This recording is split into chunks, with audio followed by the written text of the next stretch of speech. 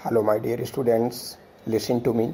Today I will teach you short term production function, long term production function and difference between short term and long term production functions and their analysis with explain. अल्पकालीन व दीर्घकालीन उत्पादन फलन में अंतर। समय के आधार पर उत्पादन फलन दो प्रकार के होते हैं। नंबर 1, अल्पकालीन या परिवर्तनशील अनुपातों के उत्पादन फलन।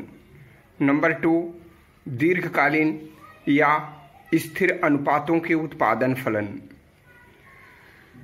दोनों फलनों में प्रथम अंतर यह है कि दोनों उत्पादन फलनों में साधन अनुपातों का अंतर होता है। अल्पकाल में उत्पादन में परिवर्तन अल्पकालीन उत्पादन फलन की शर्तों के अंतर्गत होता है। जो मैंने आपको उत्पादन फलन की मान्यताएं, असम्पशन या कंडीशन बतलाया था, उसके अंतर्गत साधनों में परिवर्तन के कारण उत्पन्न होता है। अल्पकाल में स्थिर तथा परिवर्तनशील साधनों के अनुपात उत्पादन में परिवर्तन के साथ साथ बदलते रहते हैं।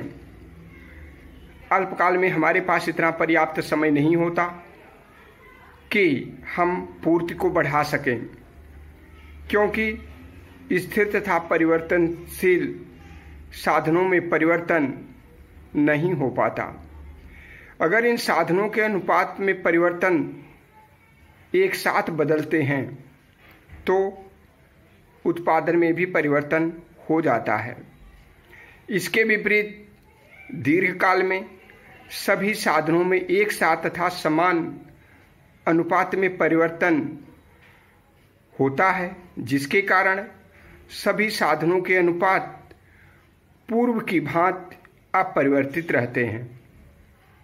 दूसरा प्रमुख अंतर यह है कि तकनीकी परिवर्तन से संबंधित होता है। अल्पकालीन उत्पादन फलन की दशा में तकनीक की दशा पूर्ववत अपरिवर्तित रहती है, क्योंकि टेक्नोलॉजी में किसी भी प्रकार का कोई परिवर्तन नहीं होता। अल्पकाल में हमारे पास पर्याप्त समय नहीं हो पाता, जबकि दीर्घकाल में सभी साधनों में परिवर्तन संभव है, क्योंकि हमारे पास पर्याप्त समय होता है। हम टेक्नोलॉजी में परिवर्तन करके उत्पादन की मात्रा को बढ़ा सकते हैं, पूर्ति को बढ़ा सकते हैं, जिससे उत्पादन में वृद्धि हो सकती है। अतः हम यह कह सकते हैं कि तकनीकी परिवर्तन की दशा लचीली होती है। दीर्घकाल में टेक्नोलॉजी में परिवर्तन संभव है, जबकि अल्पकाल में टेक्नोलॉजी में किसी भी प्रकार का कोई परिवर्तन नहीं होता। तो इस प्रकार से हम कह सकते हैं कि साधन अनुपातों का प्रमुख अंतर होता है। दूसरा अंतर टेक्नोलॉजी का होता है। तो साधनों में परिवर्तन करने के कारण उत्पादन की पूर्ति को बढ़ाया जा सकता है। एक उत्पादक अधिक से अधिक लाभ प्राप्त कर सकता है। इस प्रकार से अल्पकालीन व दीर्घकालीन उत्पादन फलन में जो अंतर है उसे स्पष्ट किया जा सकता है। अल्पकालीन उत्पादन फलन। अल्पकाल का आशय समय की अवधि से होता है, जिसमें उत्पादन में वृद्धि केवल परिवर्तनशील साधन अर्थात श्रम के द्वारा ही संभव है। अल्पकाल में उत्पादन में परिवर्तन की प्रक्रिया का वर्णन अल्पकालीन उत्पादन सिद्धांत कहलाता है। इसे हम विभिन्न नामों से भी जानते हैं, जैसे घटता हुआ सीमांत उत्पादन या साधनों के परिवर्तनशील अनुपातों के प्रतिफल के नियम। अल्पकाल में उत्पादन के परिवर्तन की स्थिति को अर्थशास्त्र में अलग अलग नामों से जाना जाता है। विभिन्न नामों से घटता हुआ सीमांत उत्पादन नियम तथा साधनों के परिवर्तनशील अनुपातों के प्रतिफल का नियम शब्द का अधिकांशतः प्रयोग हुआ है। घटता हुआ सीमांत उत्पादन नियम का सर्वप्रथम प्रयोग फ्रांसीसी अर्थशास्त्री टूरगोट ने किया, जिसे माल्थस ने अपनी जनसंख्या के सिद्धांत में, डेविड रिकार्डो ने माल्थस ने अपने जनसंख्या के सिद्धांत में, डेविड रिकार्डो ने लगान के सिद्धांत में अपनाया। प्रोफेसर मार्शल ने कृषि के संदर्भ में घटता हुआ सीमांत उत्पादन नियम का प्रयोग किया तथा श्रीमती जॉन रॉबिन्सन ने उत्पादन के साधनों के बीच पूर्ण स्थानापन्नता को इसका प्रमुख कारण बतलाया।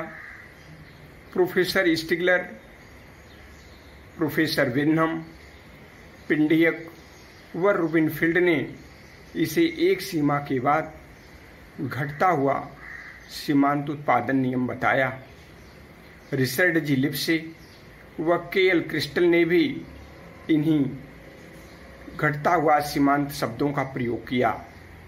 पाले सिमुलेशन ने एक बिंदु के बाद घटता हुआ सीमांत उत्पादन शब्द का प्रयोग किया।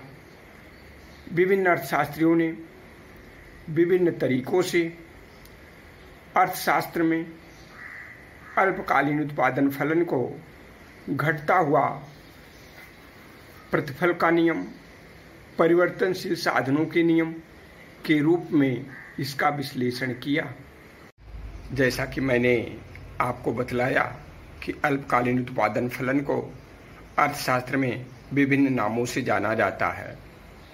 इसी कड़ी में मैंने आपको David Ricardo, professor Marshall, Malthus, Chamberlin व विभिन्न अर्थशास्त्रियों के विचारों के बारे में स्पष्ट रूप से वर्णन किया। आगे प्रोफेसर के.ई. बोल्डिंग ने इसी नियम को अंततः घटती सीमांत भौतिक उत्पादकता का नियम बतलाया।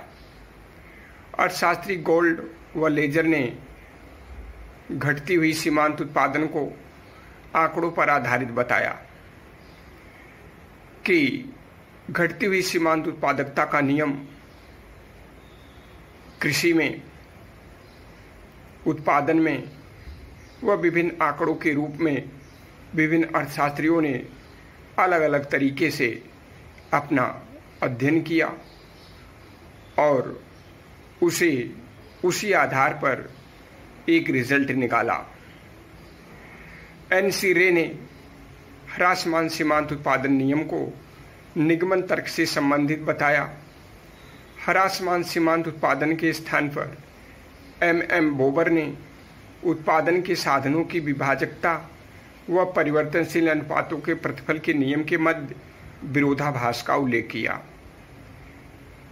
जैसा कि इन्होंने बतलाया कि उत्पादन के साधनों के बीच विभाजकता होना कंपल्सरी है और विभिन्न प्रकार के जो परिवर्तनशील अनुपातों के प्रतिफल जो उत्पादन प्राप्त होता है उनके मध्य विरोधाभास उत्पन्न होता है, क्योंकि उत्पादन के लिए विभिन्न प्रकार के साधनों का जो प्रयोग किया जाता है, अगर उनमें किसी भी प्रकार का कोई परिवर्तन होता है तो अनुपातों के प्रतिफल के नियम में भी एक प्रकार का विरोधाभास उत्पन्न होता है। सर्वप्रथम 1947 में E.H. चैम्बरलिन ने अल्पकाल में उत्पादन के परिवर्तन की स्थिति को उत्पादन के साधनों के परिवर्तनशील अनुपातों के प्रतिफल के नियम बताया। उनके अनुसार उत्पादन के जो भी साधन हैं उनमें परिवर्तन करने से उत्पादन की क्वांटिटी में परिवर्तन संभव है। इस प्रकार इन्होंने 1947 में सर्वप्रथम इस नियम का प्रतिपादन किया। E.H. चैम्बरलिन के अनुसार उत्पादन के साधनों के मध्य पूर्ण विभाजकता तथा साधनों के अनुपात के परिवर्तन अल्पकाल में उत्पादन में परिवर्तन के प्रमुख निर्धारक तत्व होते हैं। जैसा कि विभिन्न अर्थशास्त्रियों ने इसे सिद्ध करने के लिए ये बतलाया। A.N. McLeod, F.S. Horn, Thomson M. Whitin, Morris H. Peston, L. Harvey Leibenstein और E.H. चैम्बरलिन ने आपस में विचार विमर्श किया तथा इसे उत्पादन के साधनों के परिवर्तनशील अनुपातों के प्रतिफल के नियम से जाना। इस प्रकार से विभिन्न अर्थशास्त्रियों ने विभिन्न तरीकों से अल्पकालीन उत्पादन फलन को विभिन्न नामों से पुकारा और अपने अपने सिद्धांतों को प्रतिपादित किया। अगली कड़ी में हम यह स्पष्ट करना चाहेंगे कि अल्पकाल में जब एक साधन की मात्रा को स्थिर रखकर वह दूसरे अन्य साधन को परिवर्तित करने पर साधनों के अनुपातों में परिवर्तनशीलता का पता चलता है। तात्पर्य यह है कि केवल एक साधन की मात्रा में परिवर्तन करते हैं तथा अन्य साधनों को स्थिर रखते हैं, जिससे उत्पादन में परिवर्तन होता है। इसीलिए अल्पकालीन उत्पादन के नियम को उत्पादन के साधनों के परिवर्तनशील अनुपातों के प्रतिफल का नियम कहा जाता है। इसे हम निम्न तालिका द्वारा स्पष्ट रूप से समझ सकते हैं। जैसा कि तालिका में दिया हुआ है, भूमि हेक्टेयर में, श्रम के घंटे तथा कुल उत्पादन के बारे में बतलाया गया है। भूमि की मात्रा स्थिर है क्योंकि भूमि को घटाया बढ़ाया नहीं जा सकता। श्रम के घंटे में परिवर्तन है क्योंकि श्रम साधन में परिवर्तन संभव है, जिससे कुल उत्पादन में भी परिवर्तन होता है। तालिका से स्पष्ट है कि भूमि जो हेक्टेयर में प्रयोग की गई है सब 5 हेक्टेयर के हिसाब से है, जबकि श्रम के घंटे में परिवर्तन 0 से लेकर के 7 तक है। उसी श्रम के घंटे में परिवर्तन होने के परिणाम स्वरूप कुल उत्पादन में भी परिवर्तन होता है। इसे हम इस प्रकार से समझ सकते हैं कि भूमि व श्रम का अनुपात 5:0, 5:1, 5:2, 5:3, 5:4, 5:5, 5:6 तथा 5:7 है, जबकि भूमि व उत्पादन का अनुपात 5:0, 5:2, 5:6, 5:12, 5:18, 5:20, 5:20 तथा 5:14 है। इस प्रकार से हम कह सकते हैं कि भूमि व श्रम का अनुपात तथा भूमि व कुल उत्पादन का अनुपात अलग अलग है, जिससे ये निष्कर्ष निकलता है कि साधनों के परिवर्तनशील अनुपातों का प्रतिफल नियम इसे कहा जा सकता है। इसे घटता हुआ सीमांत प्रतिस्थापन के नियम के स्थान पर इसका प्रयोग किया जा सकता है, क्योंकि साधनों में परिवर्तन होने के परिणाम स्वरूप उत्पादन में भी परिवर्तन होता है।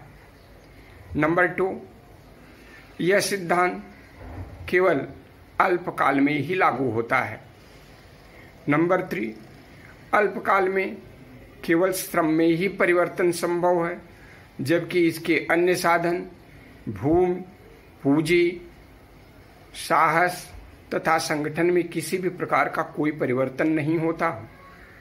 नंबर 4, उत्पादन साधनों के संयोजन में परिवर्तन संभव है।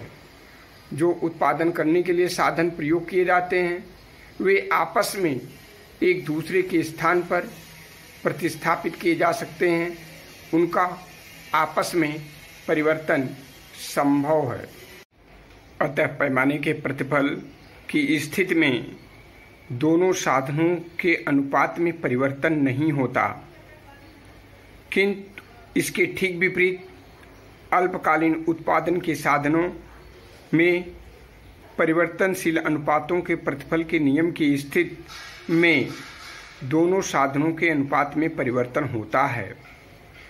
जैसा कि मैंने आपको बताया कि प्रतिफल की स्थिति में जो आउटपुट होता है, जो उत्पादन होता है, तो साधनों के अनुपात में कोई परिवर्तन नहीं होगा, लेकिन अल्पकालीन उत्पादन के साधनों के परिवर्तनशील अनुपातों के लिए उत्पादन प्राप्त करने के लिए दोनों साधनों में परिवर्तन संभव है। अब हम आपको रिटर्न्स टू आउटलेस तथा रिटर्न्स टू स्केल के बारे में वर्णन करेंगे। रिटर्न्स टू आउटलेस खर्चे के प्रतिफल। खर्चे के प्रतिफल से तात्पर्य है कि पैमाने के प्रतिफल की स्थिति में सभी साधनों में समान अनुपात या प्रतिशत से परिवर्तन करते हैं। जैसे पूंजी को 10%, भूमि के क्षेत्रफल को 20% तथा श्रमिकों को 200% अर्थात 2 गुना, 300% अर्थात 3 गुना में परिवर्तित नहीं किया जाता। उत्पादन के साधनों को उन पर होने वाले खर्च को समान अथवा अलग अलग अनुपात या प्रतिशत से परिवर्तित करते हैं तो उसे रिटर्न्स टू आउटलेस अर्थात खर्चे के प्रतिफल कहा जाता है। तथा साधनों के संयोजन अनुपात में परिवर्तन हो जाते हैं। Difference between returns to scale and returns to outlays. खर्चे के प्रतिफल तथा खर्चे के प्रतिफल या पैमाने के प्रतिफल में अंतर। पैमाने के प्रतिफल की स्थिति में साधन संयोजन अनुपात पहले की तरह स्थिर होते हैं, जबकि खर्चे के प्रतिफल में संयोजन अनुपात में परिवर्तन हो जाता है।